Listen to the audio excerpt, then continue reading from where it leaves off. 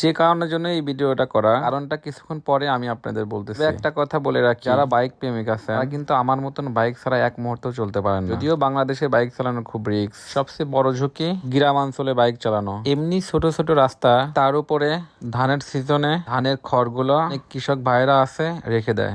এরপরে তো অসতর্কতা আছে, কোনো সময় রাস্তার এপার থেকে ওপার, রাস্তা ছেলে পেলে কিংবা ছাগল কিংবা কুকুর রাস্তার এপার থেকে ওপার পার হওয়ার সময় দুর্ঘটনার কবলে পড়ে থাকে। যারা গ্রামাঞ্চলে বাইক চালিয়ে থাকে তারা হয়তো বা এই বিষয়টা বুঝতে পারবেন। সবসময় সতর্কভাবে বাইক চালাতে হয়। আপনাদের বলছিলাম না একটা কারণের জন্য ভিডিওটা করা। আমরা বাইক চালিয়ে আসতেছিলাম, হঠাৎ দেখি আমাদের বাইকের পাশ দিয়ে বিমান চলে গেল। আমি তাকিয়ে দেখি বিমান না, একটা ছেলে আর একটা মেয়ে খুব দ্রুত গতিতে বাইক চালিয়ে যাচ্ছে। এতটা রাফ ভাবে বাইক চালাচ্ছে যেটা বলার মতো না। উইদাউট কোনো সেফটি ছাড়া ছেলেটা খুব দ্রুত আকারে বাইকটা চালাচ্ছে। আসলে এইসব কারণের জন্যই কিন্তু বাংলাদেশের দুর্ঘটনা বেশি হয়। যদিও ছেলে মেয়ে দুইজনই উঠতি বয়সী ছিল, তাদের বাইক চালানোর গতি এতটাই ছিল রাস্তার পাশের লোকজন তাকিয়ে দেখতেছিল।